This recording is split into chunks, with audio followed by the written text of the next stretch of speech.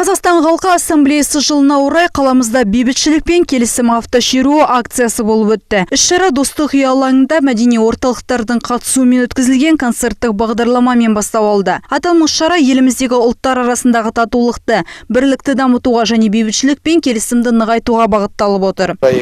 Біз татулығы мен бірлігі жарасқан Қазақстан мемлекетінде өмір сүріп жатырмыз. Халықтар тату-тәтті өмір сүрсе, еліміз гүлдене беретіні анық. Автошеруге өз қалауымен өтініш білдірген қала тұрғындары қатысты. Оның ішінде 3 ретро-көлік, 1 автобус және бірнеше жеңіл автокөліктер. Барлығы Қазақстан халқы ассамблеясының логотипі және ұрандарымен безендірілген. Автошеруді мына Победа көлігі бастады. Мы живем в Казахстане, у нас много. Біз көпұлтты Қазақстанда өмір сүріп жатырмыз. Осы жақындығымызды сақтап қалуымыз қажет. Өйткені біз бір отан астында тату-тәтті өмір сүрудеміз. Автомашиналар легі қала көшелерін аралап Мағжан Жұмабаев ауданындағы Булаев қаласына бағыт алды. Жалпы автошеруде 15-тен астам автокөлік жүріп өтті.